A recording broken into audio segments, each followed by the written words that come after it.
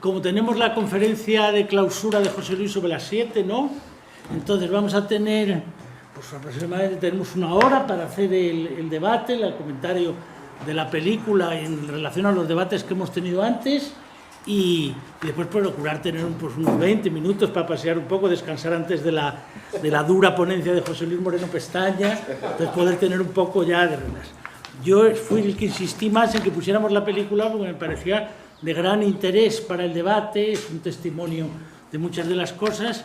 Entonces, para ir desbrozando, si os parece, voy a hacer algunas consideraciones, después habla Marta y después Lino, que nos acompaña, que hemos tenido la suerte de que se ha incorporado, íbamos a tener la suerte esta mañana y por eso hemos podido que el protagonista esté con nosotros aquí para comentar todo esto. Bueno, habíamos puesto el título Gustavo Bueno y Asturias, porque efectivamente una parte del debate sobre Asturias no ha podido incorporarse un profesor de nuestro departamento que fue alumno de Gustavo Bueno, Juan García Morán, y que conoció algunas de las cosas que salen ahí, de la relación de él con la Facultad de Filosofía, con el Partido Comunista y tal, pero por continuar algunos de los debates que hemos ido diciendo en la sesión de ayer y en la sesión de hoy, yo pondría lo siguiente. Vamos a ver.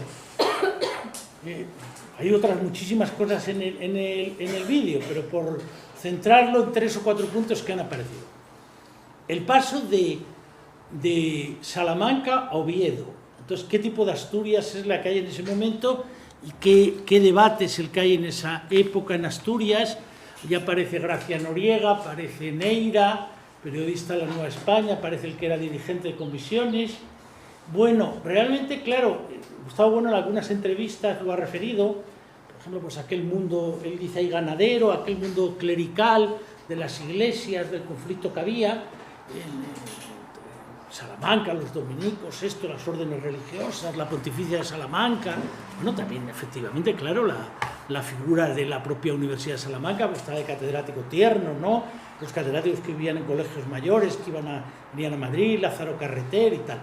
Pero el cambio de Oviedo es que hay que tener en cuenta, claro, un punto muy importante de cara a esto que hemos discutido por la mañana de memoria y de historia, es que, claro, es la Asturias, que es la Asturias revolucionaria de 1934, es la Asturias que resiste, ten en cuenta el año 36, el año 37, lo que significó la guerra civil en Asturias, lo que significó, y que con todos los que veraneamos allí vemos que lo recuerdan continuamente, lo que pasó en el cuartel de Simancas, lo que pasó en Oviedo, lo que pasó con el coronel Aranda, en fin, que después llegó a general, los engaños, el papel de los mineros, o sea, todo eso plantea un mundo muy especial, que es un mundo que después vuelve a la represión, los años 40, el Pozo Fumeres, que se recuerda normalmente todos los años, todos los veranos, y que nada más llegar Bueno va a tener como un elemento muy importante la huelga general del 62.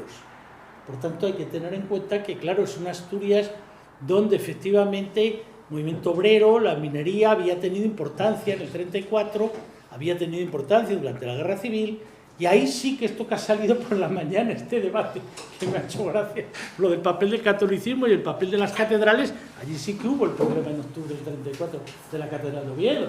Allí sí que quedó muy destruida una parte de la Catedral de Oviedo, allí sí que se vivió que había triunfado, no como en Cataluña, aquella huelga general y lo que significó esos 15 días, lo que significó la presencia del general Franco viniendo con tropas africanas para acabar con la rebelión de los mineros. Por tanto, es un recuerdo muy fuerte de la tradición socialista, la tradición anarquista, la tradición comunista, la que hay en la Asturias a la que llega Bueno. Y claro, Bueno, en esta imagen que se da aquí del compañero de viaje, etcétera, hay una personalidad que, claro, no ha aparecido porque había muerto cuando se hizo pero que todos lo recordamos, que era José María Lasso Prieto, que fue muy importante porque Lasso es preso en la cárcel de Burgos, militante del Partido Comunista, y él ha escrito unas memorias bastante largas, Lasso, ¿no? Entonces, en esas memorias cuenta lo que significa cuando él llega, finales de los 60, y es precisamente, él aparece en el debate sobre el papel de la filosofía en el conjunto del saber. Entonces, Lasso contaba en esta memoria y en otras entrevistas cómo él asiste a ese debate, y entonces él interviene. Entonces Gustavo Bueno se queda sorprendido cantidad de datos que aporta Lasso y tal, le dice, ¿pero usted qué universidad es? Y tal. Y entonces la broma es que le dicen, no, es de la Universidad de Burgos. Dice, no, Burgos no, es la prisión de Burgos. O sea, la prisión de Burgos, lo que había significado, y entonces Lasso allí aparece como un señor muy importante del papel del Partido Comunista. Él se va a poner a estudiar la Facultad de Derecho y efectivamente tiene una importancia enorme lo que aparece en la película, los clubs culturales, los clubs de Mieres, cuando aparece el policía Gómez Fouz, lo que aparece allí, la imagen esta que hemos visto, esta imagen de que de pronto los policías fueron allí a ver lo que decía Gustavo Bueno en aquel momento en Mieres. O sea, él aparece como una figura muy relevante en todo ese mundo asturiano.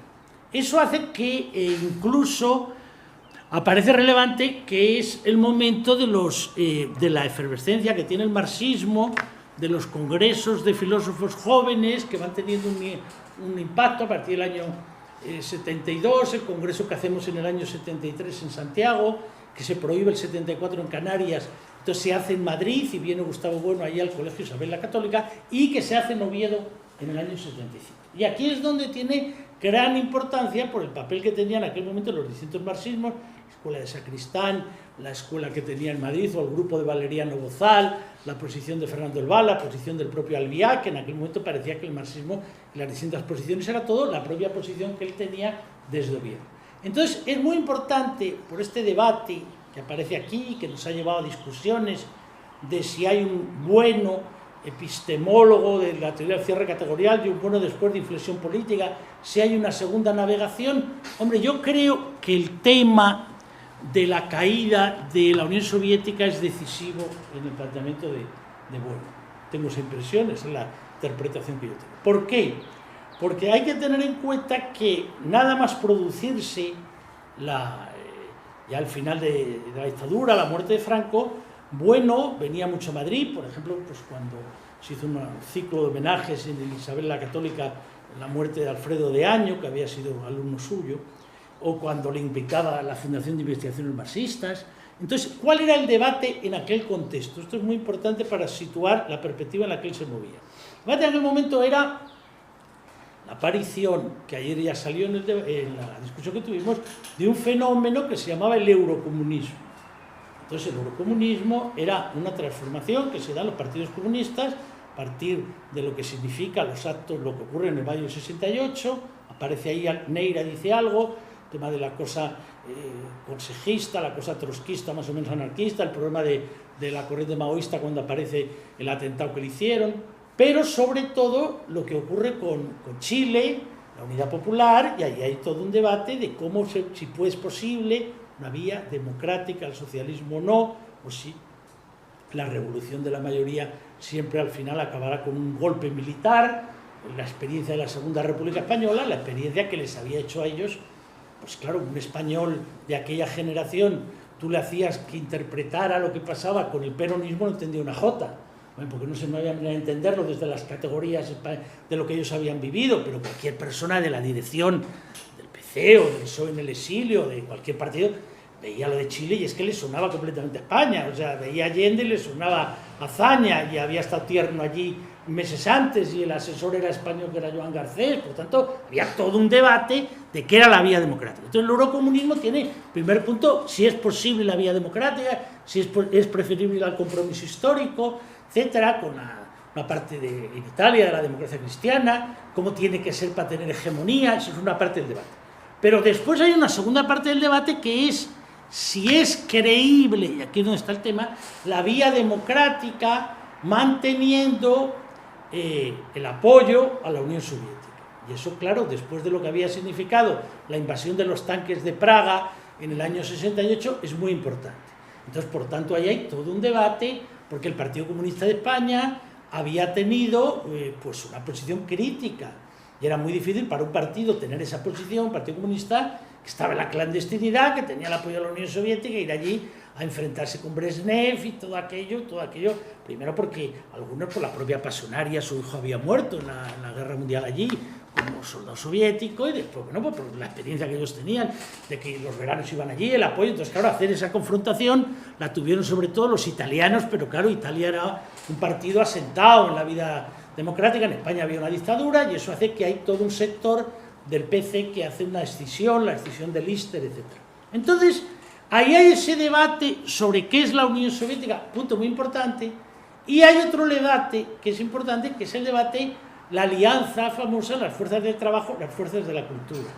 ¿Verdad? El movimiento obrero organizado por sectores profesionales, fuerzas de la cultura y tal. Entonces, ¿qué tipo de papel tiene que jugar el partido? Entonces, ahí es donde se mete el concepto partido laico, donde puede incorporarse a la propia definición del Partido Comunista sectores que vengan con tradiciones distintas, incluso con tradiciones religiosas. Por eso cuando decías esta mañana lo del debate cristiano-marxista, claro, era importantísimo en aquel momento, que haya posición de Comín, no la actual, no el consejero de Sanidad, sino el padre, cristianos en el partido, comunistas en la iglesia, es todo un debate. Y entonces, ¿cómo aparece Bueno en esos debates? En el recuerdo que yo tengo, porque también había todo el tema en aquel momento que se hizo bastante popular de los nuevos filósofos, porque la clave de Balbín, la primera, pues llevó un debate donde trajeron a Bernard-Henri Lévy, allí con Tierno, con Carrillo, se organizó el lío padre, y entonces allí había, pues, entre los que defendían los nuevos filósofos, ese era el contexto. Entonces, cuando Bueno llega, ¿qué planteaba? Entonces, claro, Bueno, en ese sentido, planteaba de una forma muy taxativa.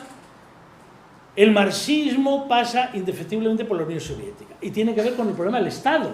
En el debate que hace con Carrillo, dice, no, el comunismo no puede ser solo un ideal moral más o menos evanescente, poco como de alguna forma Paco Fernández Boy años después planteaba, nosotros somos herederos de Espartaco, somos herederos de todos los que se han rebelado. No, nosotros tenemos la perspectiva de apoyar y no hay una especie como hacen la crítica que le hacía a algunos sectores cristianos, una especie de cristianismo primitivo que usted quiere recuperar. No, el cristianismo es la catedral, es la suma teológica, y esta es la perspectiva muy de Estado, perspectiva muy hegeliana. Por tanto, yo sí tengo la impresión que ese debate que tiene, esa posición que él tiene hasta que cae, el 89, 90, el 91, que cae la Unión Soviética, pues esa es una posición que él mismo dice en el vídeo. Bueno, yo preferí no hacer las críticas mientras existiera la Unión Soviética. Esa era la posición que a él le daba un tipo creo yo, de contundencia, de seguridad e identidad. Pongamos el ejemplo de la OTAN. Tú podías estar contra la OTAN por motivos muy distintos. Tú podías estar contra la OTAN porque tuvieras una posición completamente pacifista en el sentido de estar en contra de la carrera de armamentos, la política de bloques, la militarización, los gastos militares, era una posición. Tú podías estar contra la OTAN porque tú de alguna forma entre los dos bloques preferías el bloque soviético. Tú podías estar contra la OTAN porque tuvieras otra idea de Europa.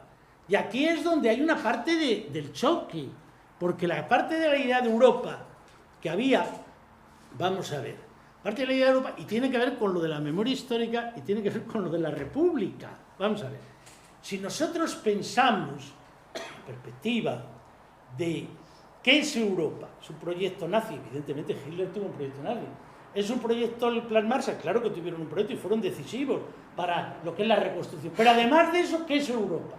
Bueno, pues Europa es una lectura que se hace después de la Segunda Guerra Mundial, que es cuando va a imperar el keynesianismo, donde confluyen tradiciones desde el comunismo antifascista hasta el socialismo democrático, hasta la democracia cristiana, hasta el liberalismo progresista, donde se parte la idea de que no se puede volver al Estado liberal anterior, porque el Estado liberal es el que, entre otras cosas, ha creado las condiciones para que surja el nazismo y surja el fascismo. Es decir, que necesitas un Estado como el keynesiano que intervenga en la economía, que garantice derechos económicos sociales, es decir, que no puedes volver a la habitación de arriba y a la habitación de abajo. Un poco la película esta de este señor al que le han dado el premio Nobel, este autor, que hizo aquella película tan buena, antes de que amanezca, donde aparece toda esa evidencia de lo que era ese tipo de pelea, de discusión, el tema del apaciguamiento, toda esa discusión. Esa es la perspectiva que tiene una parte muy importante de los republicanos españoles, de los socialistas españoles y de los comunistas españoles que están exiliados. Ellos claro que tenían una identidad española, pero como no tienen una identidad española, si no hay más que en los discursos de Azaña. Si ellos partían de lo contrario. El que lea los discursos de Azaña, plena guerra civil, Azaña dice, podéis apoyar lo que queráis el golpe, pero nunca decir que lo hacéis por argumentos patrióticos. Eso no. Esos son los discursos de Azaña. Porque la patria la tenemos nosotros, porque vosotros estáis aceptando un ejército invasor alemán e italiano del nazismo y del fascismo. O sea, la idea hasta tal punto era al revés que la patria éramos nosotros, no ellos. Esta era la perspectiva. No os llaméis nacionales, esta era la perspectiva que ellos tenían. Y entonces, cuando termina la guerra mundial, naturalmente, esa es la idea. La idea es que estos señores que nos han abandonado, las democracias europeas, con la política de no intervención, y que han permitido que nos masacren los nazis y los fascistas, estos señores, hombre, es el momento de que ahora nos apoyen y que acaben con la dictadura de Franco. Por tanto, ellos, el planteamiento que ellos tenían con Europa era: esa Europa que ha salido del fascismo y del nazismo no nos puede volver a abandonar. Y esta era la perspectiva que tenían desde los más radicales a los más moderados.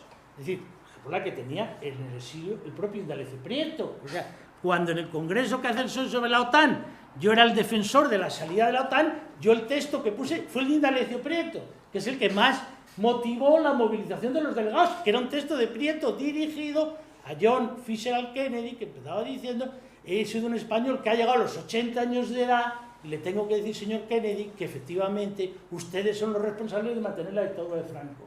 Yo le dice, tuve confianza en que el principio atlántico, los principios, pero ustedes los han desvirtuado al apoyar esta dictadura. Por tanto, ahí le conté una reivindicación de otra Europa, y si no, no se entiende Múnich, porque Múnich es el decir, no puede entrar España mientras sea una dictadura. O sea, claro que hay una cultura europeísta ahí y una cultura de identidad española, pero no era ni la nazi ni la de Marshall, porque unos habían recreado la victoria de Franco y otros estaban perpetuando la dictadura. Era otra, pero eso, claro, plantea el problema de la historia contrafáctica, de la historia que pudo ser y no fue, de la otra historia de si hacemos justicia, ¿no?, a la historia de cómo recogemos la memoria de los vencidos. Pero ahí está esa memoria republicana.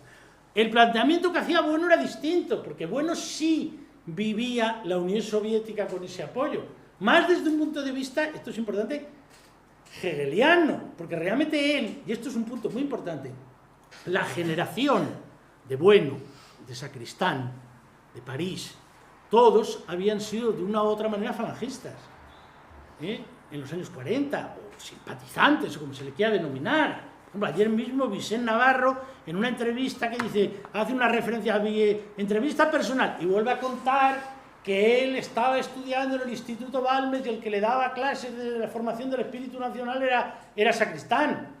Dice, eso no quiere decir que el hombre evolucionó después hacia tal y tuvo una posición y yo colaboré con él. Pero él, el recuerdo de que cuenta también Castellet o que cuentan otros. Entonces, pero esa no es, aunque hubieran pasado solo 15 años o 10 años, la vivencia de la generación anterior. La generación anterior, que eran muy jóvenes cuando empieza la Guerra Civil. La generación de Azcárate, de Claudín, de Carrillo, de Sánchez Vázquez, todos ellos no hablaron en abstracto de la Unión Soviética, es que ellos vivieron la Unión Soviética, que ellos estuvieron temporadas en la Unión Soviética, estuvieron temporadas allí, unos viviendo años como Claudín, otros estuvieron también en épocas, el propio Azcárate, y claro, la imagen que ellos tenían de la Unión Soviética no era una imagen puramente de un Estado, digamos, en el sentido de la filosofía de la historia, sino la vivencia de lo que ellos vivían, que no era el sueño que ellos habían pensado. Y claro, eso es lo que fue provocando, entre otras cosas, cuando aparece el eurocomunismo, que aparece ya después de lo que había venido antes, y eso se ve en esas memorias. Entonces, claro, esa experiencia era muy distinta a la generación posterior, que era una generación que había nacido en el propio franquismo, que era la de París, la de Bueno, pero que no tenía ya la experiencia republicana, la experiencia de la Guerra Civil y tampoco la experiencia directa de la Unión Soviética. Este punto es muy importante. Por tanto, de ahí es donde yo creo que en el recuerdo que tenemos de lo que era aquello, él era importantísimo en ese punto, porque con la capacidad que tenía Bueno de sarcasmo, que era impresionante, como orador, lo brillante que era, claro, él llevaba, por ejemplo, el tema del partido laico. Pues el tipo, con un ingenio enorme y una gracia enorme, ridiculizaba la posición. Y es que es verdad que al final lo del partido laico nadie sabía lo que era, porque claro, le iba diciendo, bueno, pero vamos a ver, entonces si es laico, cada uno puede creer lo que quiera. Entonces decían, y si creen un chimpancé, también. O si creen que esté Napoleón, entonces el partido no puede entrar, no puede tener ninguna doctrina. Pero si no tiene ninguna doctrina, se acepta cualquier cosa. Entonces, claro, los otros no sabían muy bien, porque ellos habían intentado buscar con esa fórmula algo que permitiera que entraran los cristianos. ¿Te acuerdas de aquel debate en la FIM? Entonces, claro, después, lo del marxismo cálido y el que decía ayer Curro, lo del marxismo cálido y marxismo frío. Porque, claro, estaba allí, me acuerdo que había un cristiano marxista, el hombre allí muy... que después acabó en el PSOE, yo lo tengo en mi agrupación, digo, si te acuerdas de aquella época, que estaba el hombre y le hacía así, con mucha capacidad psicológica, y decía, sí, estoy viendo, le estoy de ustedes de esos, blogiano, blogiano. Y el hombre ya no sabía cómo meterse, pero qué cara poner, blogiano, le veo a usted blogiano, a usted le gusta, le gusta lo del profetismo, y el hombre decía, pues hombre, sí, me gusta, el pobre hombre, me gusta, sí, lo del Parellano, lo de Marcelino, es lo que me gusta. Pues vaya. Entonces, claro, era un tipo de ingenio, de agudeza que, claro, mostraba a la vez que aquello había que teorizarlo mucho más, porque, por ejemplo, las caras te decía, bueno, es que yo no he llegado nunca a tener, a lo mejor, por deficiencia mía, se ponía el hombre muy modesto, no he llegado a tener nunca una vivencia religiosa, pero yo respeto, respeta. Entonces, claro, aquello era un lío que no había manera. Entonces, claro, porque el tipo con aquel sarcasmo iba rompiendo, pero todo eso se hacía en un mundo donde seguían existiendo los bloques, seguía existiendo la Unión Soviética. Entonces, yo siempre le recuerdo que mi gran amigo Manolo Monereo, yo le pregunto, pero vamos a ver, Manolo, pero a ti, ¿qué te afectó más, la transición o la caída de la Unión Soviética? Y dice, hombre, la caída de la Unión Soviética, teníamos los tanques. A mí que me vas a... La transición me parece una cosa... Por eso dijo aquí, ¿qué prosoviético? Soviético. Yo era... Bueno, claro, si lo vivías así... Entonces, claro, esa era la perspectiva. Bueno, en el sentido que los bielectorales lo mantienen. Al caer eso, es entonces donde se plantea el problema de cómo y de qué perspectiva tiene entonces eso.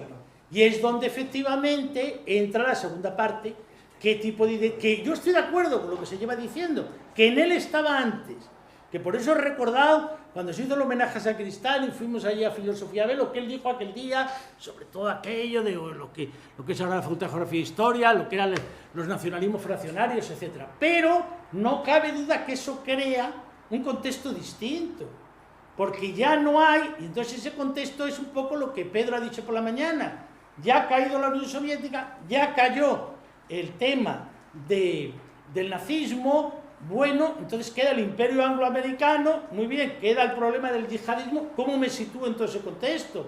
¿Tengo una posición propia? ¿No la tengo? ¿Puedo mantener una identidad nacional? Entonces ahí es donde está otro debate, que no era el debate de los 80, por eso digo que es donde habría que matizar, que no, por eso, ya termino con esto, le decía yo a Lino, claro, es que esto depende de la generación, para nuestra generación, claro, era el filósofo agudo, brillante, polemista, ingenioso en ese contexto. Que no era solo el lugar de la filosofía, sino todos esos debates del eurocomunismo, de la alianza de la fuerza de trabajo de la cultura, del partido laico, de la presencia de los cristianos, todo eso. Y en ese punto, claro, él tenía una posición que era una posición pues muy rompedora en relación, porque veía muy bien los agujeros o las contradicciones de la otra posición. Pero, claro, esto cambia completamente después porque, entre otras cosas, el contexto cambia completamente. Ya es el contexto de Fukuyama, es el contexto del choque de civilizaciones, es el contexto del yihadismo, es el contexto del conflicto, es otro mundo, ya no es el mundo. O sea, tú le dices a alguien que pensara en cómo nosotros razonábamos en contra de la política de bloques, que después íbamos a vivir un mundo como el del 11S o como el del 11M, o como lo que ha ocurrido en Barcelona el 17 de agosto, y dice, no, nosotros teníamos otra idea, un choque posible de dos superpotencias, dos bloques militares, dos áreas de influencia, pues unos estaban a favor de una cosa, otros decíamos, hombre, ni que ocurra lo de Chile, pero tampoco que ocurra lo de Praga, era otro mundo, pero era un mundo dentro de todo, lógica de bloques, no la idea de que triunfa un bloque y entonces viene enfrente formas determinadas de religión, formas determinadas de tal, eso no era para nada la perspectiva. Esa es la perspectiva, eso ha cambiado mucho en estos 20 o 25 años, igual que la propia idea de Europa ha cambiado por los fenómenos que hemos visto de repunte de los nacionalismos, o ya después del 2008, no solo de los nacionalismos de Estado, sino de las naciones sin Estado, todo lo que estamos viviendo, eso es otro contexto, no es aquel contexto en donde él se movía. Marta, y después... Pues... a ver qué digo yo ahora después de lo que acaba de soltar Antonio. A ver, ¿cómo funciona esto? ¿Quiero ver?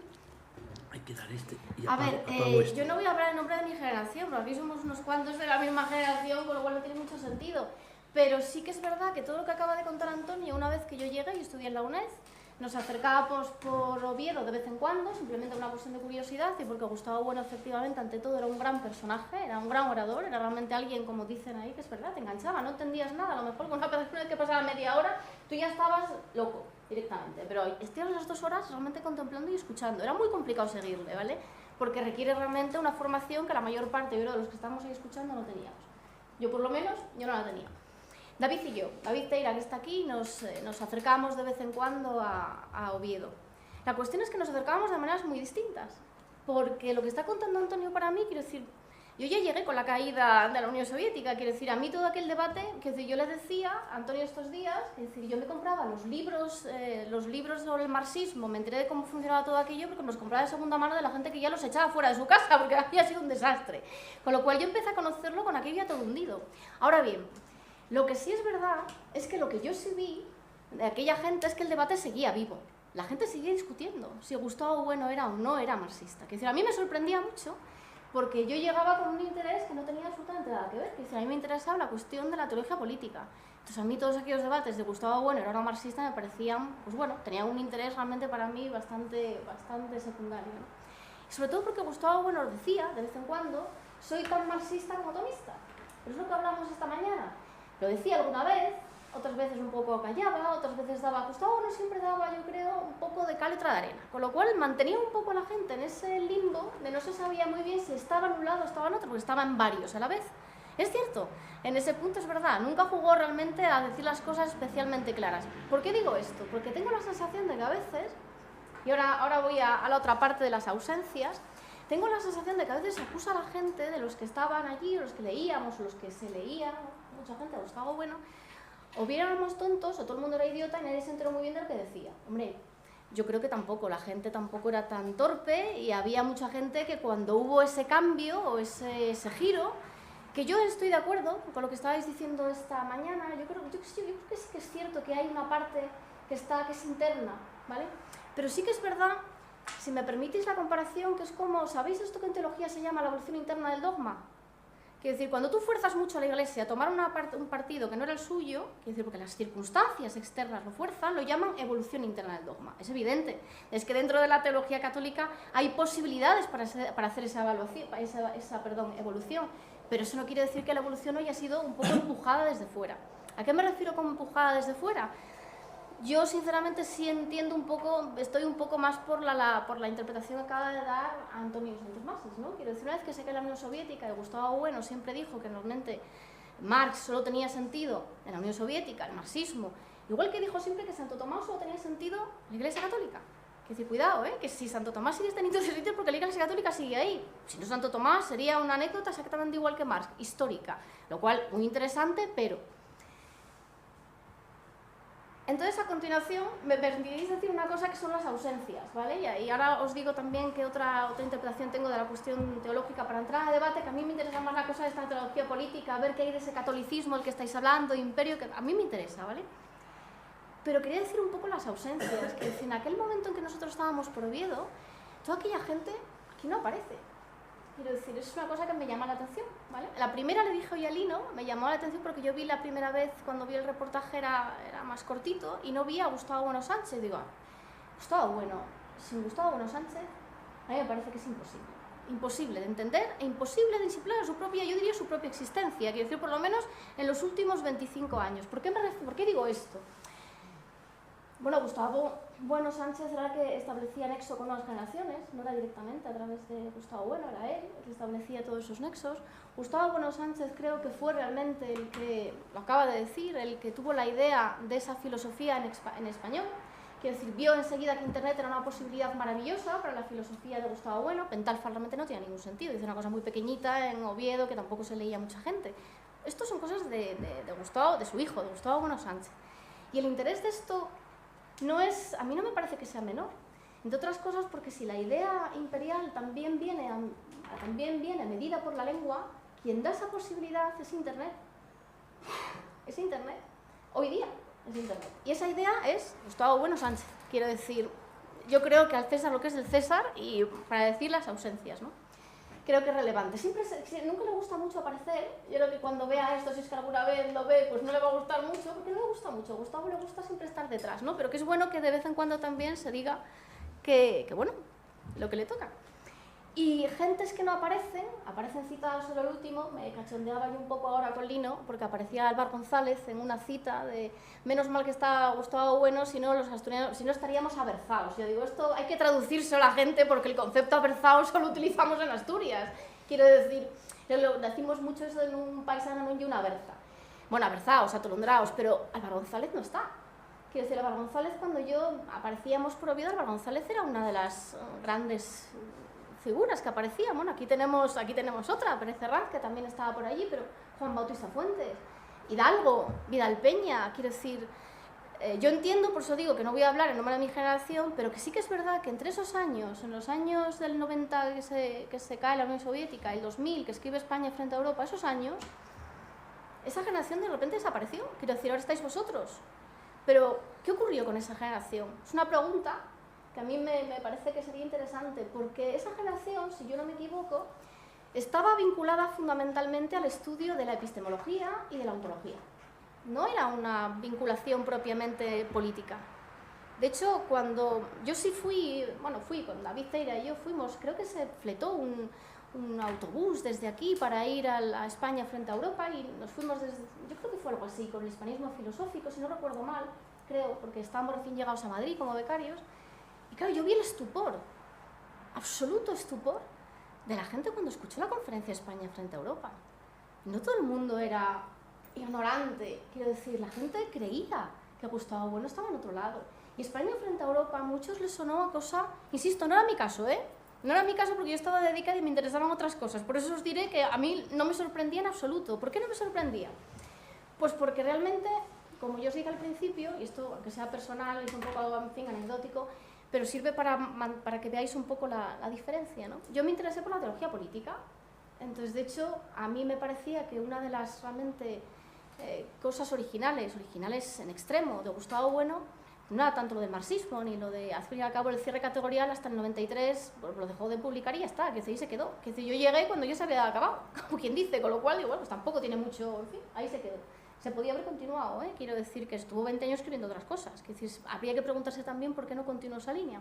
Pero lo que quiero decir es que yo me interesé por la teología política por varias razones, es decir, la teoría en el sentido de la teología natural, es decir, toda una recuperación de la escolástica española me parecía importantísima. Es decir, tenemos efectivamente una escolástica fabulosa, pero que era de la Contrarreforma, ¿vale? La Contrarreforma, es importante también señalar esto, ¿no? Al mismo tiempo, la importancia de la Iglesia como institución me parecía fundamental, quiero decir, en el sentido materialista histórico, quiero decir, lo del verum ex factum que hablábamos hoy. La Iglesia sigue existiendo, entonces hay que tener un poco en cuenta, ¿no?, este tipo de cosas. Y como yo me considero laica y atea, digo, lo primero, estudiar al enemigo y conocerle, pero a fondo. Entonces, esta parte, incluido con el catolicismo político, que luego yo me enteré, este catolicismo político que también comparten con muchos de los años 30, Carl Schmitt, etc., pues era muy interesante. Me parecía que era una cosa muy interesante, sobre todo tratándose de un autor que no era religioso, era sorprendente, ¿no?, que alguien se tomara en serio todas estas cosas. Entonces, cuando Gustavo Bueno habla de España frente a Europa y recoge todo este tipo de ideas, pues digo, bueno, pertenece un poco a esa tradición. Pero os imagináis, vamos, yo la cara que vi de lo que acabo de decir, de estupor de toda aquella generación que la había seguido por otros motivos, era como, ¿de dónde salió esto? Pero así, literal, ¿de dónde salió esto? Quiero decir, hay que ser justos también para no decir, bueno, es que no se enteraron porque eran tontos. No, es decir, pues Gustavo Bueno ahí también jugó la baza de, bueno, vamos a decir, no voy a decir el disimulo, simplemente, pues como la Iglesia tiene de todo un poco, entonces tira un poco por un lado o por otro en función también de cómo vaya la situación, cosa que está bien en filosofía. Se cae la Unión Soviética, me acojo a otra cosa, pero ¿a qué otra cosa? Es esta parte que os quería comentar que me parecía interesante, ¿no?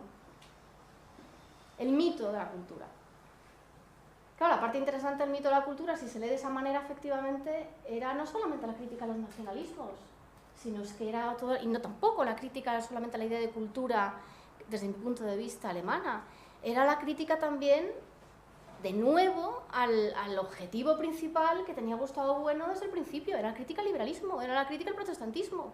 Quiero decir, al fin y al cabo, lo que está diciendo es que lo donde nosotros tenemos gracia porque somos católicos, los protestantes tienen cultura, ¿vale? Y esto es otro imperio. Y eso es una interpretación que él da precisamente el protestantismo, muy curiosa, que a mí me interesó mucho y me puse a investigar. Os aseguro que todas estas, tomé algunas notas, ¿no? Subjetivismo, individualismo, psicologismo, democracia liberal, todo ese tipo de negociación, diálogo, todo esto lo junta en el mismo bloque para decir, y esto es fundamentalmente herencia protestante. Esto es la leyenda dorada del protestantismo. Llamo de leyenda dorada porque esto es falso. Quiero decir, esa idea del protestantismo es tan falsa como la leyenda negra. Pero sin embargo Gustavo Bueno se sirve de ella una y otra vez. Quiero decir, habría que preguntarse por qué. Yo os suelto las preguntas, ¿vale? Y así luego lo discutimos. Es decir, porque los especialistas en este caso y vosotros, yo estoy desde fuera y os cuento cuál fue mi lectura. Y por último, y así os dejo ya, dejo al hino, ¿no? Hay una parte que le decía hoy un poco de cachondeo en la comida a los compañeros que decían mi generación, en los 80 y algo, teníamos por una oreja cortata y por el otro lado a los nikis. ¿Os acordáis de los nikis? Digo, ¿y estamos en las mismas? Quiero decir, estamos en las mismas porque digo, ¿y los terceros? Coño, pues a ver si escuchamos un poco a Leño, que no era lo mismo. ¿Ni los nikis? ¿No? Entonces, ya sé que algunos no lo conocéis. Cuando lleguéis a casa ponéis los nikis y vais a alucinar un poco con la canción porque realmente es Le desmarramos cantado. Está muy bien, ¿eh? Lo de los nikis, pero quiero decirte yo que, en fin, no hablamos solo de la Kale Borroka. Entonces, bueno, esta tercera vía, esta tercera alternativa, ¿no? Que es la que siempre estamos diciendo, que Antonio acaba de contar un poco de ella, está completamente difuminada. Gustavo Bueno no solo no discutió nunca con ella, sino es que no le prestó ni la mínima atención. Ni siquiera ridiculizándola como ridiculizaba el protestantismo, que le gustaba ridiculizar el protestantismo, pero ni siquiera con eso, es que ni siquiera, es decir, no era ni siquiera relevante para ridiculizar. Es una parte también que a mí me gustaría que comentarais. Gracias. Pues, a ver si consigo recoger todo lo que se ha dicho porque me lo habéis dejado a huevo, pero solo si me sale bien la cosa. Pero antes quería decir que dos cosas. Una, que la que hemos visto es la versión larga. La que publicó Televisión Española es 1 hora, pero la versión original es 1 hora y 17 minutos. Y yo recomiendo a los que estén aquí que cuando recomendéis la película o la volváis a ver o lo que sea, veáis la larga porque hay menos ausencias, hay más gente que sale en la larga que en la corta. Y hay además más temas, porque hay, por ejemplo, creo que del animal divino al final no pudo hablarse en la corta, de otros, o sea, que la larga es mejor, vamos, la larga es la película de verdad, el corte del director. Y en segundo lugar, pues por supuesto, agradeceros a los organizadores que me hayáis incluido en esta mesa. Yo estoy en Madrid por otras razones, me enteré el lunes de que había un homenaje congreso sobre Bueno y me pasé por aquí como público y ahora estoy aquí como ponente. Claro, bueno, si fuera trabajo, si fuera a picar piedra, pero no lo es un placer, vamos. Y lo que digo, el tema que estáis hablando, que es el tema del que se habla en la película y por el que luego causó más polémicas la película, polémicas la mayoría de las veces muy internas, o sea, tan internas como este cuarto, quiero decir que es que estas cosas luego el espectador, estamos hablando aquí de generaciones, no somos representantes de 3 generaciones, con perdón, pero... No estoy tan mayor, o sea, a ver... Pero yo soy más joven. Sí, pero es que no somos representantes de generaciones porque el público que ve esto no tiene nada que ver con nuestras historias, ni, o sea, el público que ve esto no se entera sino que lo percibe de otro modo que tiene mucho más que ver con el presente y con lo cual eso es muy interesante, que no es que no podemos ser representantes de nuestras generaciones, pues no existen las generaciones, que están divididas en clases y todo. Entonces, lo que yo quería decir es que algunos de esos cenáculos donde hubo polémica después del documental fue porque decían que se insistía mucho en aquella versión del bueno de izquierdas, del bueno de aquella época y tal y cual. Y claro, otros les decíamos, es que estáis intentando borrar toda la historia de Bueno para quedaros con un Bueno que vosotros consideráis más afín a vuestra ideología más o menos derechista, pero es que eso no tiene sentido después del mito de la izquierda y después del mito de la derecha. Y lo bonito aquí es que tanto esa parte como otras de las cosas que hemos oído en este congreso hablan del tema principal, creo yo, que hemos sacado en esta mesa, que es la segunda navegación o no de Gustavo Bueno. Entonces, esto es lo que yo digo, que me lo habéis dejado a huevo, pero solo si me sale bien recogerlo, porque hay varios niveles de análisis. Uno es que la filosofía política, como queda demostrado, ha sido siempre parte esencial de la obra y pensamiento y actividad de Bueno. O sea, que si hay segunda generación no es paso de la noseología a la política, porque siempre ha sido la política, y entonces lo que a mí me parece interesante es preguntar qué tipo de vinculación interna hay en la filosofía de Bueno entre la parte noseológica y la parte política. Otro modo de entender el giro del que tú has hablado, es lo que decía la evolución interna del dogma, es lo que decía Marcelino Suárez ahí. Hay gente que lo ha interpretado como un bueno rojo, bueno azul. Simplemente bueno se ha hecho facha. Y entonces pues ya está. Hay gente que lo interpreta así, y es lo que tú dices, que la gente que fue de esa generación a ver a España frente a Europa, la presentación del libro, pues se llevaron esa impresión, muchos de ellos dijeron, bueno, ¿qué ha pasado aquí? Entonces, otro modo de entenderlo, creo que es el que más representa la evolución interna del asunto, es el que el propio Bueno decía. Bueno decía, es que yo tengo compañeros de viaje que no se han enterado de que ha caído la Unión Soviética. Entonces, claro, ¿qué significa para la filosofía de Gustavo Bueno que haya caído la Unión Soviética? Es exactamente lo que tú dices, pero no es él lo decía, siempre dice, no es que yo haya cambiado, sino que ha cambiado la realidad histórica en la que me muevo y en la que se mueve la filosofía políticamente implantada. Ahora bien, ¿cómo interpretar ese cambio en relación a la relación entre noseología y política? Yo creo que eso es lo interesante.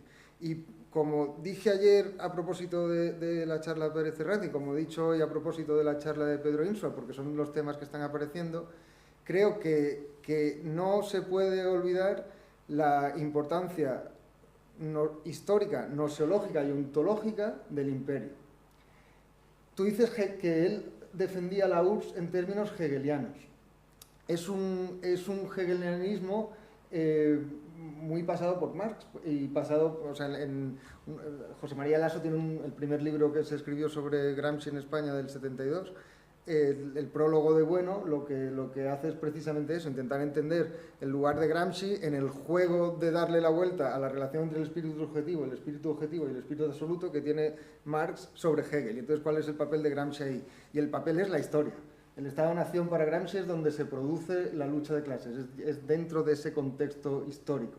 Para Bueno, ese contexto histórico me parece que es el imperio, y que el interés de la URSS para Bueno es que es un imperio universal. Y eso está clarísimo en un libro que sale justo cuando cae la Unión Soviética, que es el del que tú le presentaste, el ensayo sobre las categorías de las ciencias políticas. El primer ensayo sobre las categorías de las ciencias políticas es un libro que está escrito justo al caer de la Unión Soviética, lo cual da a pensar que ya lo venía pensando de antes, aunque el ejemplo del que habla es Roma sobre todo. Pero está claro que el papel, y en ese libro, en lo que está ya en contra en ese libro, es de la interpretación de la caída de la URSS de Fukuyama.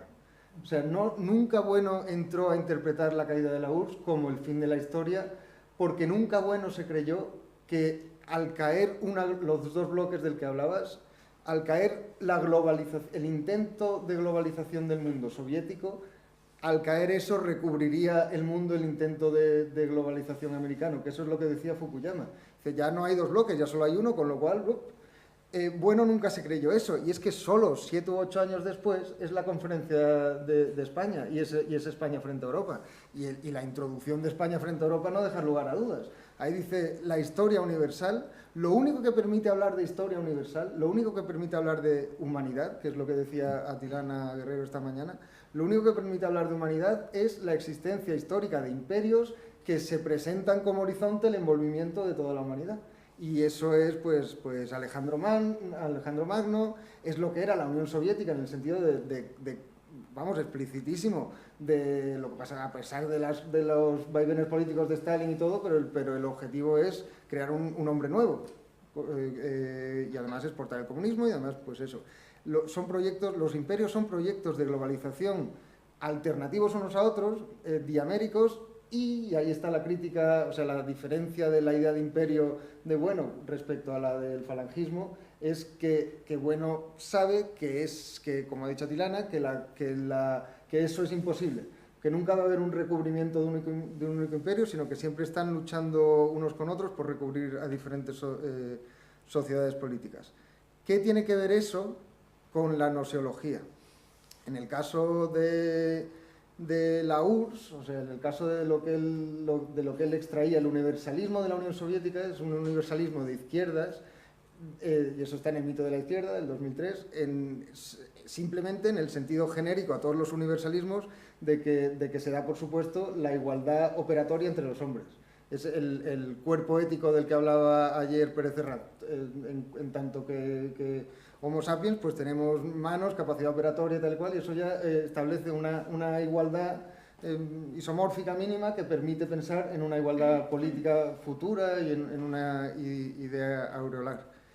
Y eso, efectivamente, como decía Pérez Herranz, es una parte importantísima de la teoría operatoria de la ciencia que tiene Gustavo Bueno, que está en el núcleo del cierre categorial. Otra parte muy importante, sin embargo, es la otra, es el sujeto que llamó ayer Pérez Herranz moral y que podríamos llamar político o histórico. Es un sujeto políticamente implantado, porque el sujeto ético, el sujeto abstracto, no es el sujeto de las ciencias y la tecnología, no es el sujeto nosológico, porque siempre está enmarcado en contextos tecnológicos y por eso precisamente siempre el sujeto nosológico, siempre que un sujeto operatorio se convierte en un sujeto nosológico es dentro de un contexto determinante y el contexto determinante es histórico, necesariamente, es tecnológico. Y la tecnología es una forma que tienen los hombres antes de las ciencias de roturar la realidad. Pues eso, entre las tres ideas del materialismo filosófico, de materia indeterminada, lo que él llama M, vamos, luego el mundo. El mundo se da solamente en tanto que filtrado por el ego. Y el ego no es necesariamente siempre operatorio, pero no es necesariamente humano. También los animales, por sus capacidades organolépticas y operatorias y tal, siempre están organizando la realidad. Bueno, pues en el caso de los hombres, y en el caso de las estructuras políticas, y en el caso de las ciencias, esa organización operatoria de la realidad es necesariamente histórica y será tanto más potente cuanto más potente sea el alcance real operatorio que tenga. Y ahí es donde viene la historia de los imperios. Y por eso la interpretación de Bueno del descubrimiento de América, que está en el Basilisco, a propósito de la Expo del 92, pero que también está en España frente a Europa, es que a pesar de que ya había teoría de la esfera, como sabemos, desde los griegos, bueno, Pérez Herranz habló ayer de algunas de las tecnologías que habían permitido medir el perímetro de la Tierra y tal y cual, la operación real física que demuestra la esfericidad de la Tierra es el recubrimiento por circunnavegación. Y ese recubrimiento real es lo que permite, lo que da una base a hablar de imperio universal, de monarquía hispánica. Aunque de hecho luego, y esto pues lo han estudiado varios, de hecho luego no se consigue hacer políticamente pues por la presencia de China y un montón de enemigos, imperios alternativos, etcétera, etcétera. Pero quiero decir, ahí, y es lo que me parece que los que habláis de que se abandonaron los temas nosológicos no acabáis de entender, es que la idea de ego trascendental y la idea de sujeto político imperial son profundamente nosológicas, porque si hay posibilidad de hablar del mundo, de la esfera, de la realidad, de la humanidad, etcétera, etcétera, es por esa historia dialéctica y política. Y tenéis toda la razón los que decís que se tendrían que haber continuado los tomos del cierre, más quisiéramos muchos, vamos, yo cada vez que intento saber más o entender mejor la idea de identidad sintética, por ejemplo, digo, pues qué pena. Pero creo que exageráis un poquito porque Bueno ha retomado en muchas ocasiones la perspectiva nosológica, tanto en artículos, el de poemas y teoremas, tal y cual, como en el último libro que publicó, que es El ego trascendental. Bueno, y en Televisión Apariencia y Verdad, que ha mencionado Pedro hoy. O sea, esos son libros de ontología y nosología pura. Lo que pasa que, bueno, a lo largo de su carrera lo que fue uniendo más todavía que en la teoría del cierre categorial fue la nosología y la ontología. O sea, no hay ontología, no hay noseología sin ontología, hay casi una preeminencia. Y no hay ontología sin historia. Y no hay historia sin imperios universales. O sea, es que no la hay. Y también creo que exageráis un poco el tiro cuando decís que esa generación que se dedicaba a esos temas desapareció y ya las otras se han dedicado a otras cosas. En visibilidad, por supuesto que sí, aunque esa generación, bueno, Álvaro González sigue perfectamente funcionando, Vidal hasta hace poco... No, etc. sí, vivos sí que están, digo Eso. que están ausentes, quiere decir, Sí, pero bueno, eso sí, lo pero... publican, quiere decir que no se trata de que no estén vivos, se trata de cuál es su aportación en ese sentido. Sí, aunque no digo que Álvaro González sí que está más presente, si estamos hablando del círculo de la Fundación, si estamos hablando del círculo de Icasía, pues hay muchos de esa generación que siguen muy presentes por ahí, pero es verdad, pero eso son asuntos sociológicos que a mí me importan poco, pero yo a lo que voy es que Son fundamentales para la implantación, ¿no? Son muy fundamentales para la implantación, pero me importa un poco para este argumento de ahora que voy a hacer, que es que, hay gente de generaciones nuevas, de mi generación y de un poquito mayores, de la tuya, que han publicado obras maestras sobre estos temas. O sea, Javier Pérez Jara, el libro que tiene sobre Russell... Íñigo Ongay tiene cosas muy buenas, Carlos Madrid Casado, Luis Carlos, quiero decir, Luis Carlos Jiménez tiene una teoría sobre la tecnología, sobre la historia de la tecnología, la esencia procesual de las tecnologías. Quiero decir que hay mucho más de lo que parece, y a mí lo que decía antes de los cenáculos es que como cada uno seguimos en nuestros cenáculos, pues no sabemos lo que está haciendo el otro, pero hay que asumir generosamente que el otro está haciendo algo, y entonces lo que creo que sería pues lo suyo, porque ahora la pregunta real, aparte de todas estas cosas que nos preguntamos, es ¿y qué hacer? Ahora que no está bueno, ¿cómo seguimos nosotros la tarea?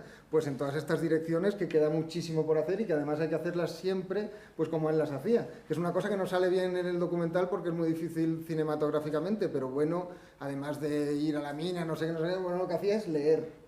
Y bueno, leía, o sea, en el cierre categorial se ve ahí que leía de todo en muchos idiomas y que lo trituraba y que lo manejaba y que lo y que seguro que se le escaparon muchas cosas, pero es que nuestra tarea es leer todo lo que él leyó, todo lo que a él se le escapó y todo lo que se ha hecho en los 30 años ya desde que se publicaron esas cosas. O sea que hay que rehacer mucho y hay que, pues eso, continuar esa tarea, si es posible, con más intercambio entre cenáculos que hasta ahora.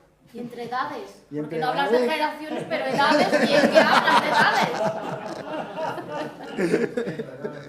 edades? Bueno.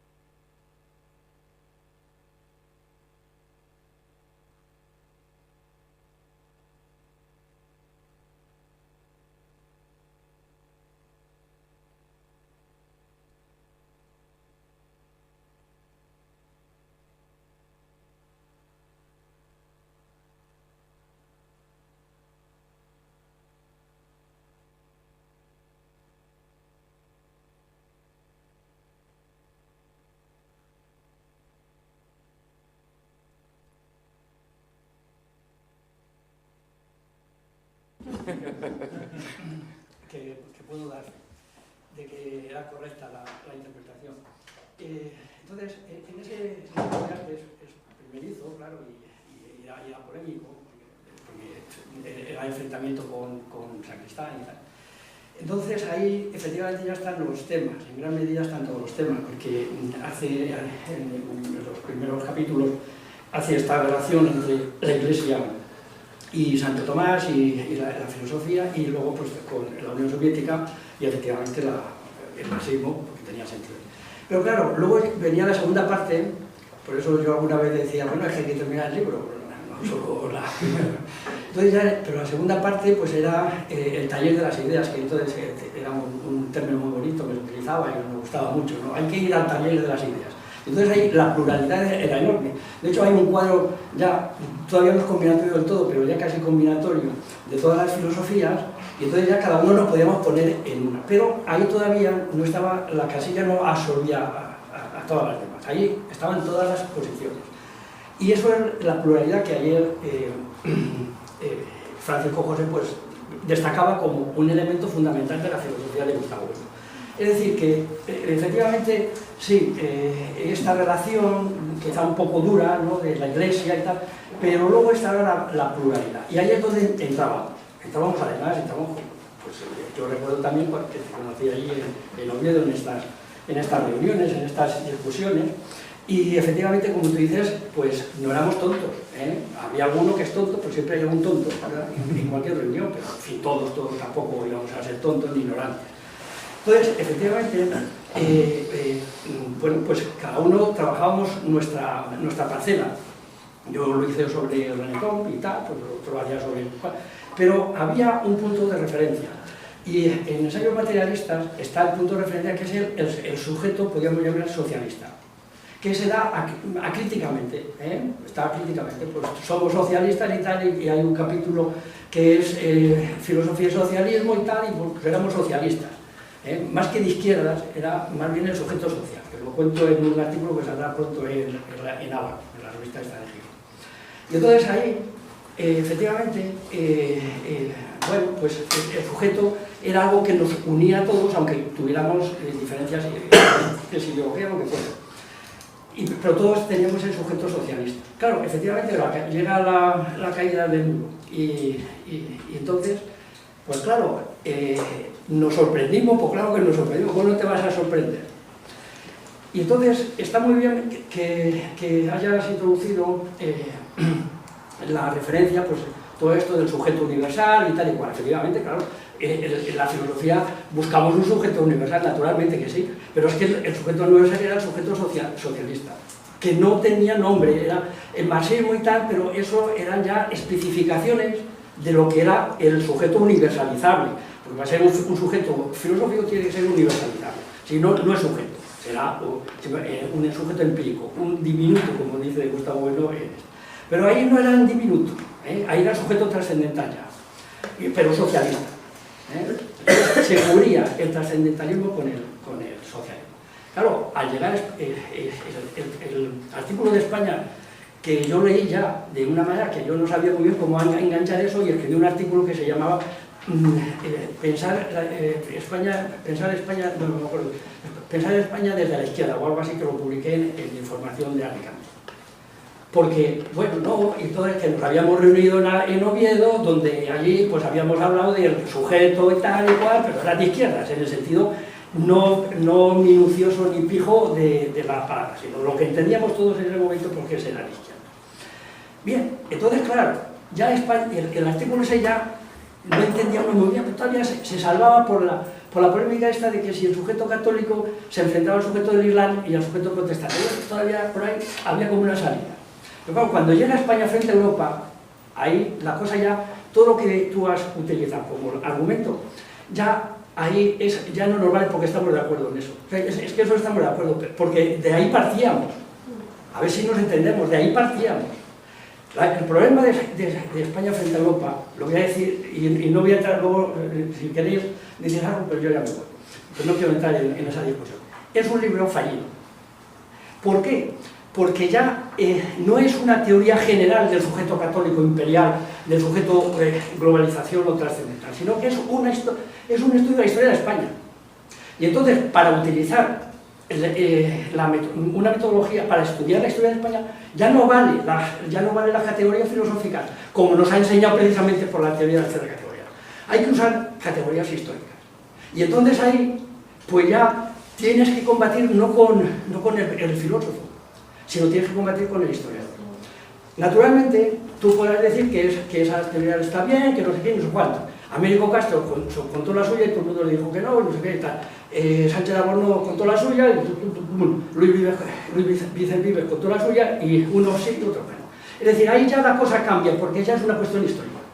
Entonces, si queremos hacer ensayo histórico, bueno, pues yo le he contestado. al cabo de los tiempos. Entonces, si queréis leer, no es una contestación polémica, sino que es un estudio histórico de ese tipo, pero hecho desde la filosofía. Entonces, ver cómo el pensamiento español efectivamente es singular.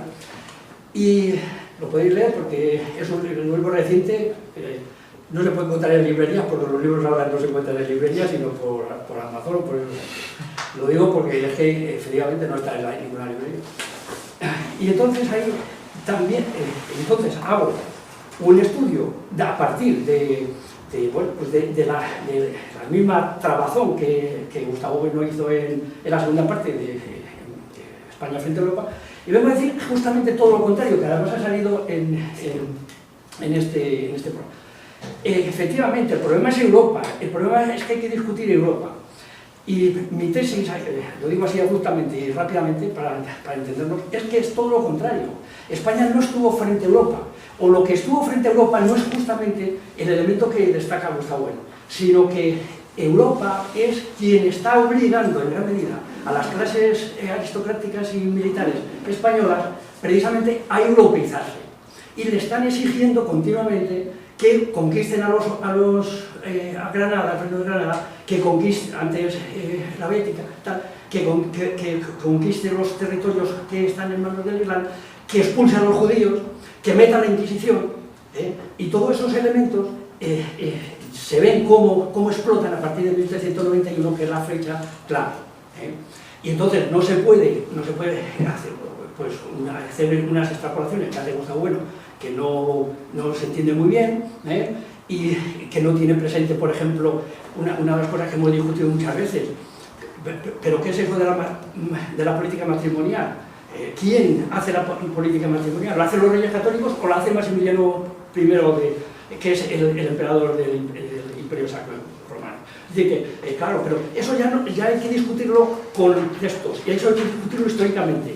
Entonces no vale hacer una teoría general, montar un sujeto imperial que sea el que renueve toda la configuración ontológica del mundo, y ya está. Entonces eso, claro que nos dejó partidifusos, nos dejó fuera de juego, porque no había argumentos históricos. Entonces, bueno, bien, puede ser que sí o puede ser que no, o tal, es una posición que toma. Entonces, eso no estaba en la primera época, no estaba, eso no estaba en la teoría de cierre categoría, eso te lo digo yo que no. Y ninguno lo vimos ahí, o éramos tontos todos y no vimos ninguno que estaba ahí. Efectivamente, yo he oído muchas veces, y a mí jamás se me ha dicho, ni por activa ni por pasiva, por nadie de los que estaban muy cerca de Gustavo Bueno, menos él, claro, que tuviera esas concepciones. Todo, pues éramos de lo mismo, luego la izquierda puede ser comunista o socialista o lo que fuera, pero que ese aire de familia lo compartíamos, pues vamos, que yo sin rechitar. Entonces cuando sale, pues efectivamente, y hubo un momento en el que se separó aquello, fue en Murcia, como muchos saben, y luego me lanzaron a unos ladrillos bárbaros y tal, pero en fin, ya eso me da igual. Pero allí ocurrió, y luego pues efectivamente Catoprepa se fue por su lado, y el Casia, porque teníamos que tener un punto de partida. Y esto lo digo teniendo un cariño mío a Gustavo Bueno y a doña Carmen, pues enorme. Mi familia pues la quiere mucho y nos apenó mucho su fallecimiento, naturalmente, y le escribí a tu tío pues para mostrar mi dolor.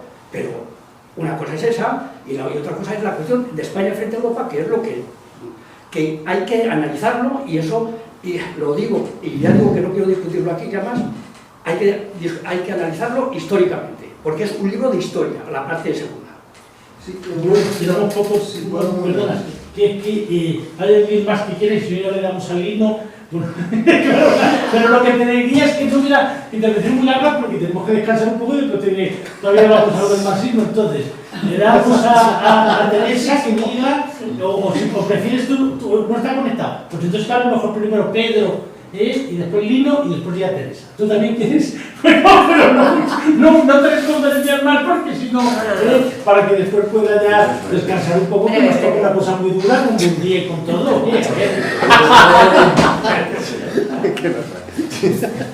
Bueno, yo me alegro mucho, no he podido venir ayer, era imposible, me alegro mucho de la sesión de hoy porque me permite comprender cosas que tenía en interrogación, ¿no? Una buena costumbre de los filósofos es no responder a las preguntas hasta que no las han comprendido y hasta que no encajan en los contextos y sin embargo conservarlas, se quedan allí, ¿verdad?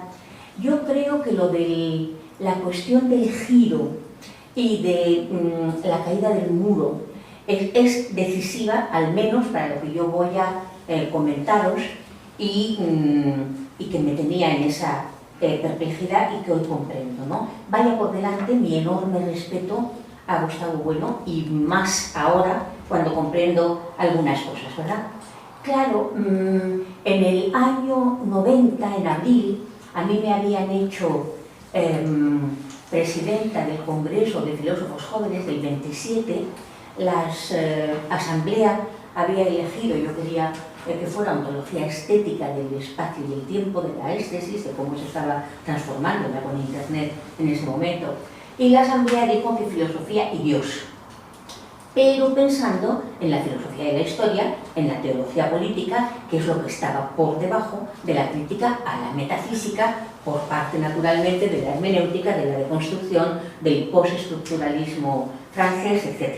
De manera que yo, en vista de aquello, dije, voy a llevármelo a Oviedo, porque para evitar un desembarco de cristianos militantes dogmáticos, esto es como yo pensaba y pienso, pues lo mejor es llevármelo allí, estará seguramente Puente Ojeda, habrá algunos elementos, hubo 1000 personas matriculadas, sin exageración, ¿verdad? Bueno, pues sin embargo hubo una radical incomprensión por parte de, no solo de Gustavo Bueno, sino de lo que eran los buenistas, digamos, oficialistas en ese momento, de lo que allí pasaba. Se sobredeterminó, antes de que se pudiera entender, que si no se estaba en el cierre categorial, si no se sabían determinadas nomenclaturas literales, etc. Se entendía, y esto es lo que me gustaría a mí discutir, ojalá estuviera Gustavo Bueno aquí, y le gustaría discutirlo en honor a la verdad, se entendió que las posiciones eran o proliberales, o relativistas, o esteticistas, porque no se entendía lo que era una izquierda posmoderna, siendo así que al contrario eran no relativistas, sino pluralistas, no liberales, sino muy preocupadas por el establecimiento, que nos parecía evidente y incipiente, del neoliberalismo yanqui, para nosotros yanqui en ese momento, y no esteticistas en el sentido de los yuppies del país estilo, sino de la comprensión de un cambio profundo en el espacio y en el tiempo que no permitía ser ni historicista, evolucionista, desarrollista, ni cientifista desde el punto de vista de los conceptos hegemónicos de las ciencias positivistas normales.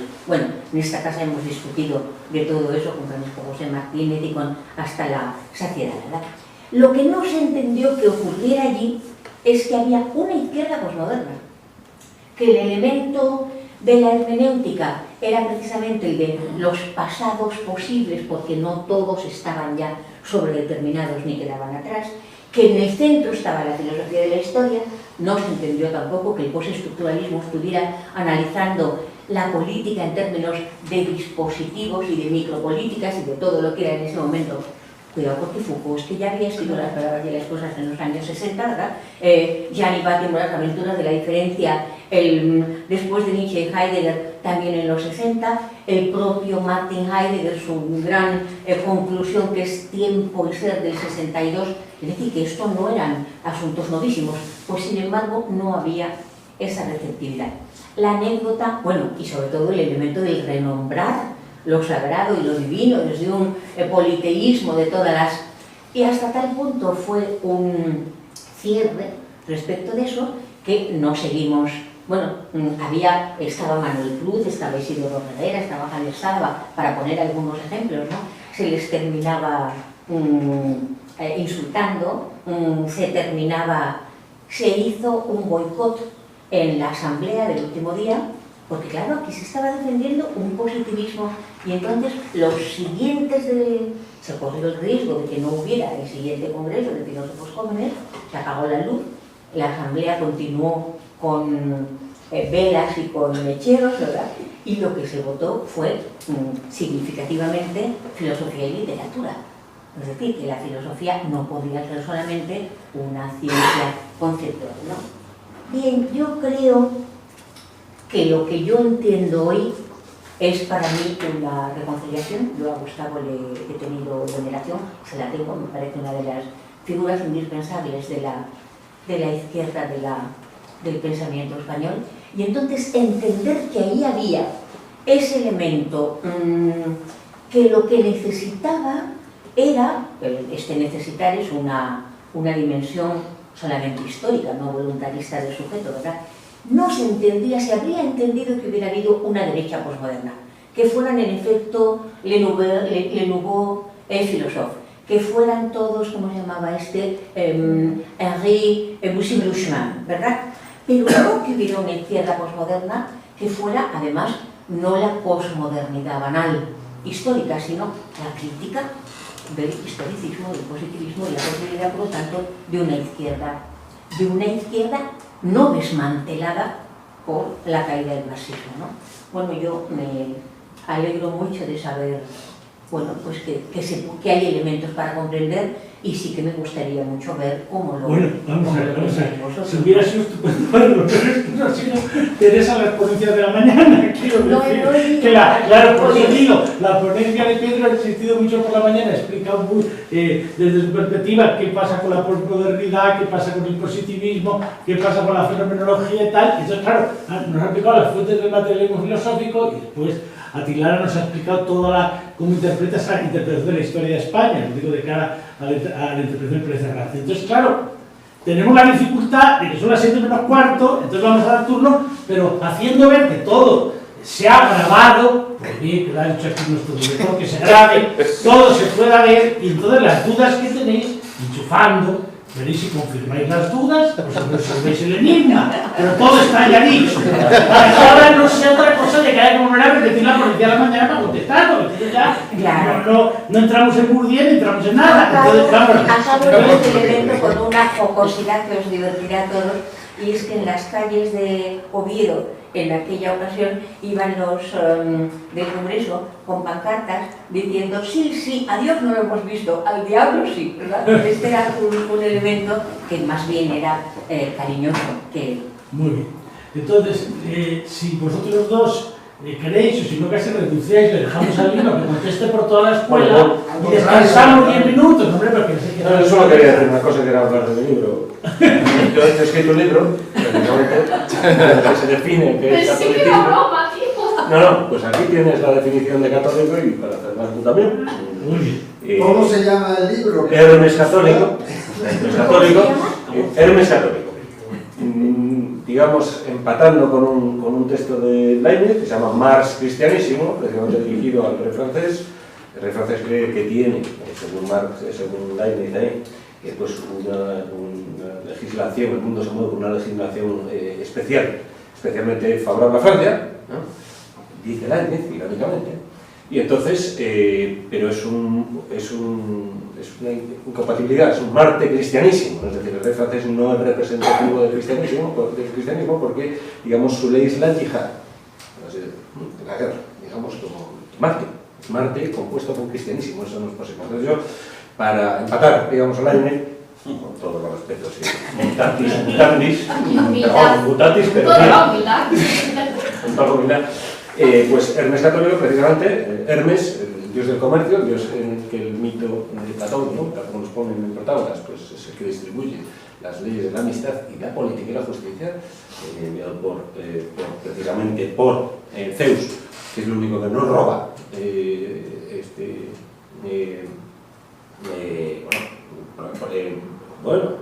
Prometeo, no roba a Prometeo, las artes políticas son las que no le roba, Y entonces, utilizando esa imagen, pues precisamente lo que España es, políticamente hablando, y católico, y desde el punto de vista del catolicismo español, es esto, es el que ha distribuido, Generador.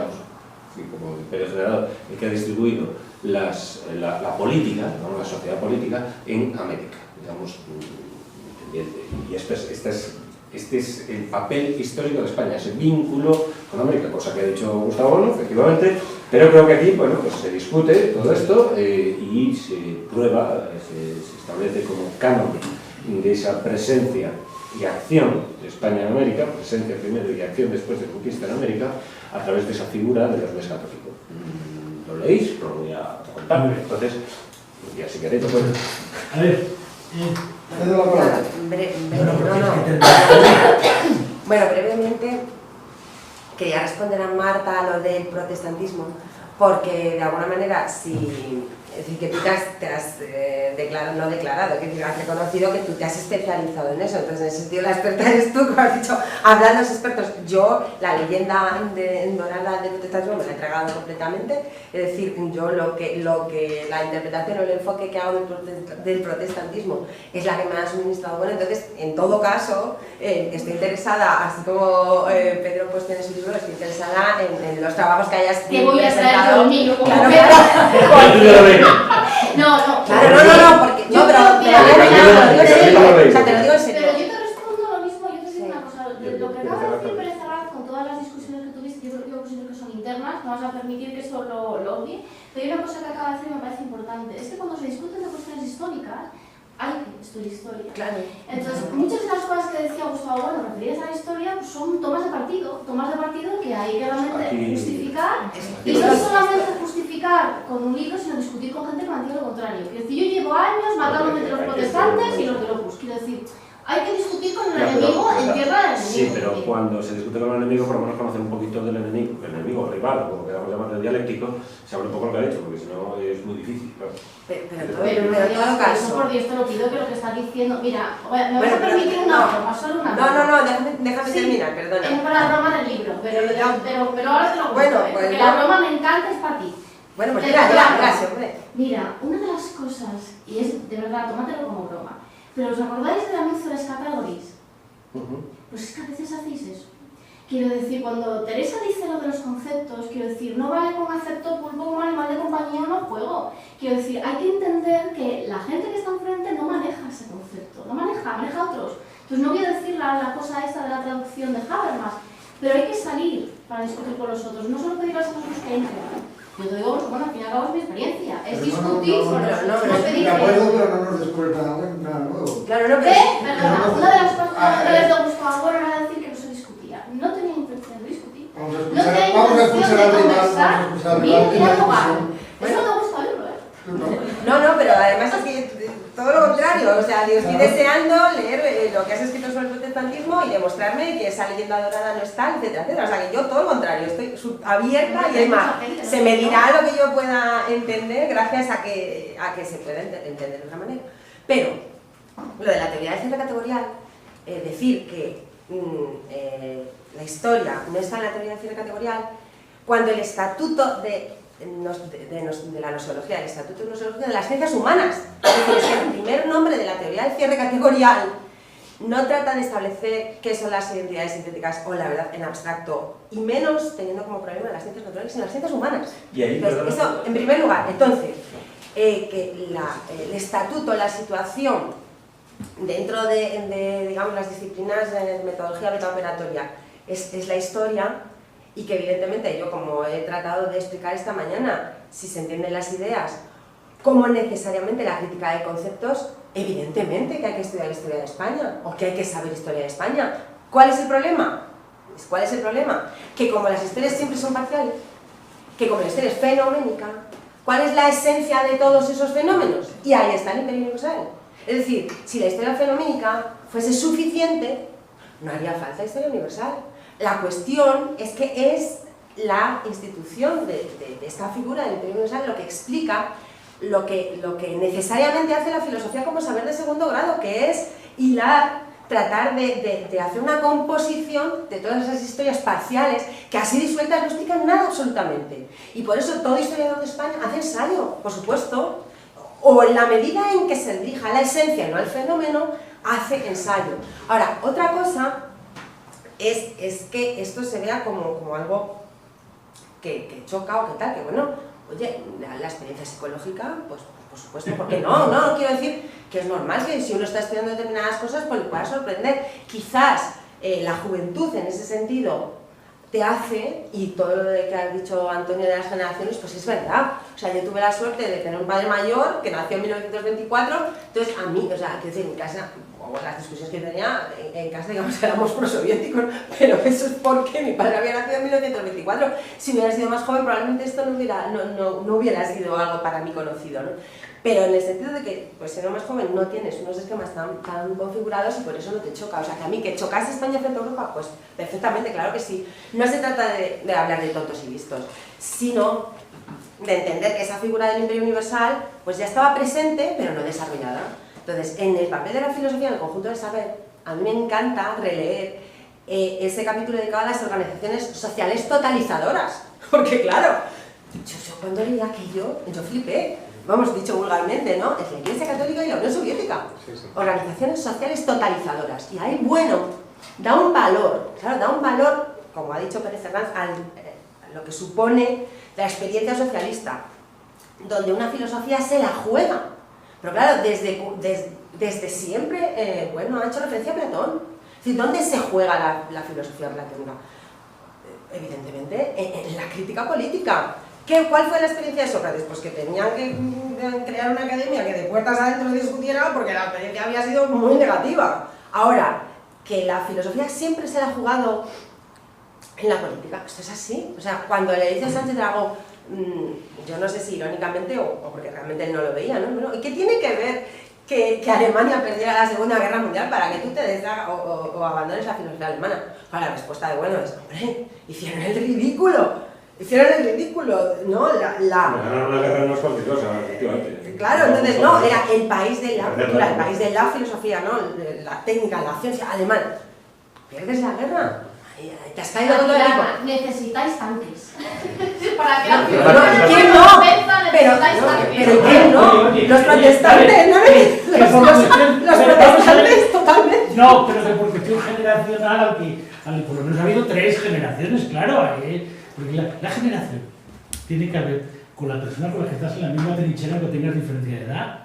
Y en ese sentido, a veces uno pues, se siente más cercano de la generación de Azcárate o la de Claudín que la de Pablo Iglesias, o la de Santiago, o la de Rejón. Claro, depende el papel que vas dando, o sea, las cosas que discutes, pero la generación más joven tiene la palabra para cerrar. Vale, no tengo ningún derecho, pero me aprovecho del que se me otorga para decir 3 cosas. Una, que a pesar o sea, evidentemente yo soy historiador, no soy filósofo, digo profesionalmente y gremialmente. Yo, por supuesto, cuando leo España frente a Europa digo, pues aquí se podrían sacar 1000 detalles, no sé qué, pero da igual, o sea, mientras se acepte que es un libro, sobre todo la introducción, de filosofía de la historia, primero, y segundo, que hacer historia de España es hacer historia universal. Esa frase es la importante, porque eso engrana con lo que yo decía del sujeto, del ego trascendental como sujeto histórico. Eso por un lado. Luego, el asunto, bueno, no, seguido con esto. ¿Alguien se acuerda de cuándo es el artículo de la filosofía del ensayo? Creo que del 59. Ese artículo, léanlo de nuevo, porque eso es que está ahí todo dicho. O sea, si leyendo eso sorprende España frente a Europa, no es una cuestión de inteligencia, por supuesto, es una cuestión de que se habían priorizado otras lecturas, pero es que ahí está todo el lenguaje. El ensayo se escribe en lenguaje natural y el lenguaje español es un idioma de pensamiento porque tiene potencia imperial. Es que ahí está todo dicho. La revista de Modernos del Norte, la vuelvo a citar porque no estaban aquí presentes los que están hablando ahora, con conversación con Alberto Hidalgo, y con Alberto Hidalgo está refrenado, diciendo, pero bueno, pues, sorprendiéndose cada respuesta que da bueno. Claro. Y la tercera es, en este asunto del protestantismo, y volvemos a la relación entre la historia y la filosofía de la historia, es que, para empezar, hablando de inteligencia y tonterías, bueno no sabía que Calvino había fundado una teocracia en Ginebra. Pues por supuesto que no que era sí. una teocracia. Pues bueno, vale, a ver, yo también he leído algo de Si me dice ya eso, ya te lo pongo. Vale, pues lo siento, pero a lo que me refiero es, esa leyenda rosa del sujeto, bueno sabía que históricamente el luteranismo y el protestantismo y el calvinismo se habían implantado no por el sujeto individual, que no existe, sino por las armas y por el Estado. O sea, eso es evidente. Lo que es una crítica, lo que está haciendo bueno es una crítica a la leyenda rosa del protestantismo. O sea, está diciendo, vuestra leyenda rosa es filosóficamente falsa. Eso es lo que está haciendo bueno. O sea, es una crítica ideológica. Desde el catolicismo español haces una crítica a la leyenda rosa del protestantismo. Bueno, tenéis que tener un debate Sí. intergeneracional, no sé si en Madrid o dónde, pero hace una absoluta presión. Bueno, claro, levantamos la sesión para descansar un poco.